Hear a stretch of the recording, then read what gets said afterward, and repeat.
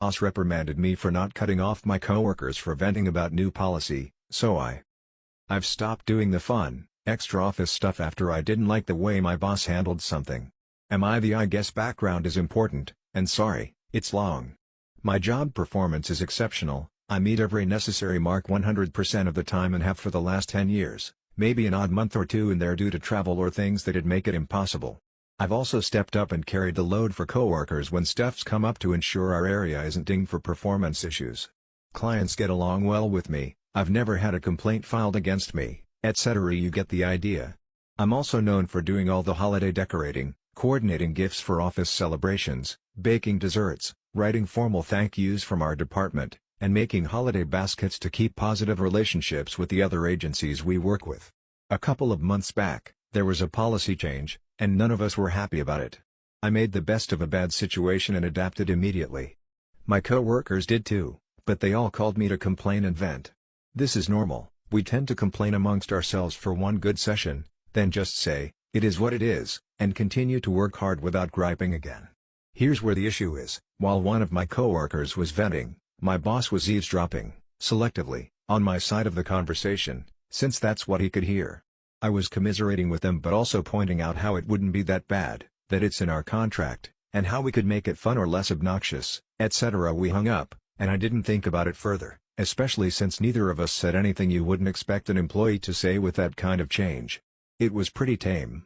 I didn't think about it again until my boss called me in a few days later for an employee evaluation in response to it. In every review I've had here, I've always hit exceeds expectations in nearly every category.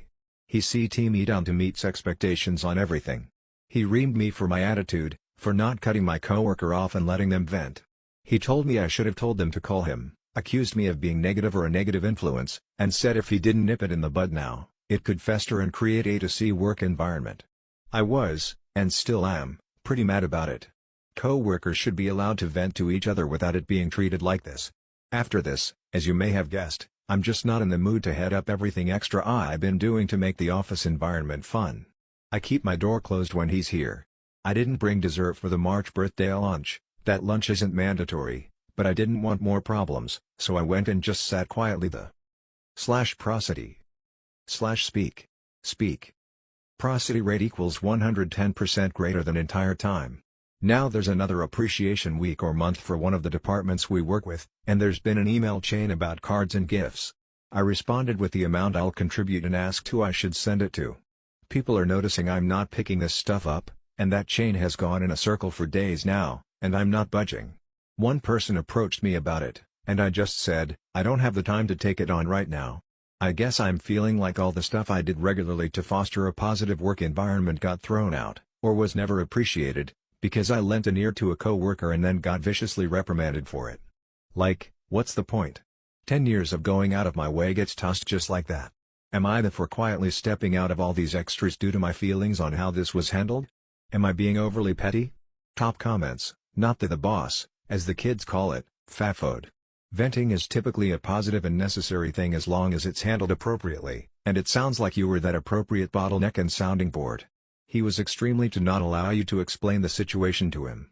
Stand your ground, just keep it light, sweet, and my workload is preventing me from keeping up with those extra tasks about it all. Thank you. I did try to explain it to him when he was marking me down. The real irony is he was sitting there calling me a potential negative presence that was going to ruin team morale the day after I had just handed out handmade valentines to my other teammates. It never fails, does it? They're such idiots. Don't stress. This guy is obviously too dumb to get it. The beauty is anyone with a happy brain is going to know why you backed off on the extra little fun stuff, and no one will blame you, they'll blame him. And guess what? That's going to add up. You might not still be there to see the karmic avalanche, but it will catch up with him. You might want to start looking for a new job. Your boss seems to be the type to have the attitude, the beatings will continue until morale improves. He may end up firing you to nip it in the bud and set the other employees straight. Oh, that's the thing, I love this job. It's a good one and one of the few that still has a union. He wouldn't be able to terminate me unless I actually did something crazy or consistently didn't meet my metrics. Can you talk to your union rep about what happened here? I could, but I'm holding off unless he tries to take it further than this. My actual review is up in a few months, And if that goes like this again with how good my performance is, I will be. Next story, am I the for rage quitting after I lost an election? Prosody. Speak. Prosody rate equals 110% greater than 28, female, have been a member of a large volunteer organization for several years. I'm one of the longest standing members. I've spent hundreds of hours on various aspects of it, held small leadership positions in almost every area, and have a ton of experience, being the president of another organization as well. When I first joined, things weren't going well, so I, along with others, worked our butts off to improve that, and we did. Prosody./speak. In fact, we did so well improving the atmosphere that we had a massive number of incoming members who quickly became very close with each other, something we specifically encouraged. They have absolutely no idea how bad things used to be or how much behind-the-scenes work it takes to maintain the way things are now. I ran for president in the most recent election. I ran against 5 other candidates. 4 of us had years of experience and had been preparing our campaigns for months or years. One person, let's call them Alex, was extremely new, a few weeks in, had zero experience at all, decided to run at the last minute, and had a very large friend group of other new members. Alex was barely allowed to run due to how new they were but made the CT by a handful of days. You can see where this is going. It was extremely close between me and Alex, and I lost by 1 vote. The rest of the elected officials were all new members from the same friend group, also without experience. Then it was discovered that 9 to 10 votes, specifically the votes of other people in leadership positions who worked closely with me, were not counted. This wasn't intentional or malicious, just a computer error, apparently. Every single one of them voted for me. I technically won. They tried to get the election results overturned because of it, but the higher-ups wouldn't allow it because they feared it'd look like favoritism. At the end of the day, I was told to keep quiet and not let anyone know about this. That brings me to my current situation. Because nobody on the new executive team has any experience, I started facing a lot of pressure to take on a lower leadership position solely to guide them and ensure our hard work doesn't go to HL. I absolutely refused. In fact, I've decided to drop all leadership roles and do absolutely nothing this year.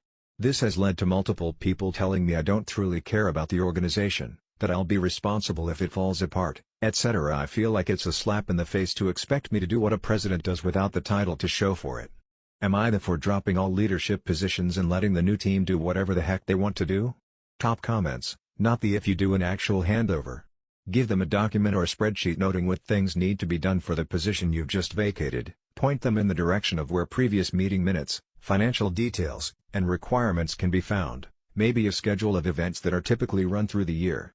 Then you can leave with a clear conscience. I'd recommend leaving the organization entirely and finding something else to spend your energy on. I tried, and it was actually the final straw for me. I scheduled a/prosody/speak. Prosody rate equals 110% greater than meeting with the new elected president to transfer all my information to them, and they stood me up, didn't call, didn't text. I waited 45 minutes. I reached out to plan a different meeting afterward, but they made no effort to follow through. I just stopped trying after that. You have a paper trail showing you should have won, and they refuse to change it because they're cowards. You also have a paper trail showing you gave more than a fair effort in handing things off for everything to run smoothly. Don't let anyone guilt you into doing all the work and getting none of the credit. Like people have been saying here, there are other organizations that'd be more than happy to have someone like you. I was promised the next promotion was mine and coming soon. I'd been operating in a temporary role for almost a year and had 8 years with the company. The next opening came up, and a woman who'd been with the company for 2 months in another district put in a transfer and was given the role at my location, working for my mentor. I was asked to train her. That night, I put in applications for other companies. By the end of the week, I put in my notice. Transfer girl lasted 4 months. Not that they can reap what they've sown. I personally would make it clear that all the votes weren't counted, you were asked to stay quiet, and asked to essentially do the work of the position behind the scenes with no recognition. We don't know what the organization is, but there are often several with similar missions and several ways to be in service of that mission. Op could also start her own non-profit, and she may find others from her past willing to follow. Same thing happened to me. I talked with the VP of a company so much I even knew about her college roommate. We moved to Florida for the job because all we needed was the rubber stamp of approval from the big boss when he got back from his trip. He came back with a resume for the daughter of his college buddy who'd just graduated high school but had behind-the-scenes experience as a stage manager, compared to my 2 degrees and 20-plus years of experience. I knew there was no way the OGROI types would stand for an inexperienced teenager being their boss, and I was right. Within 3 months, I saw ads in the trades for every single position at that company. 3 months after that, they were out of business. Next story, I told my boss about another employee's child. The employee was fired. I, 25, was hired in a small office. There are 10 of us in the entire company, including our boss. I share a room with 5 of these people. Our boss rarely shows up for work. I've been here since January, and in that time, she's always been sick, working from home, or sending her son. That said, the job itself wasn't bad, apart from one co-worker. We worked Monday too. /prosody. Speak. Prosody rate equals 110% greater than Friday. They brought their daughter to the office at least 4 times a week. Their daughter is 6, and honestly, she was annoying. She always runs around the office, sometimes leaves the room and starts banging on the door. You can't open it without a card. When we're on the phone, she can come up to us and fight for the phone or scream in our ear. She also took things from my desk a few times and refused to give them back. This is my second job, so I was confused. /prosody. Speak, so I asked other coworkers about it, but they said it was normal and not to worry. I asked this particular employee about it. They told me our boss let them do it and basically ignored all my concerns and complaints. In mid-February, my boss came into the office during a break. I had a quick "how are you doing?" conversation with her, and during the time, I admitted that the employee's daughter was irritating me a bit. She was confused. She asked me what I meant. At first, I didn't understand what was wrong, so I said, "She can be very loud sometimes." My boss continued to look at me, confused. "This coworker brings his daughter here, and now I was confused too," I said, adding, "I was told that's fine." The boss didn't give me any answer, ended the conversation, and left.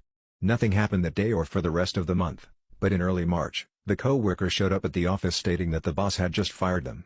They cried, telling us that our boss was monitoring their behavior and that she ignored all their hard work just because they brought a child here. Everyone in the office was upset and tried to comfort them while wondering who'd told her. Somehow, I managed to pretend it wasn't me and agreed when they assumed it was the boss's son who told her. But when I got home and told my partner, friends, and then my parents, most of them sided with the employee and said I should have never mentioned it and that I should have read the room. Top comments: "Not the once, one of the cleaning ladies didn't have childcare and brought her 2 children to our office. Our boss asked me if I could print some coloring pages for them. They sat in a corner, silently coloring, while their mother worked.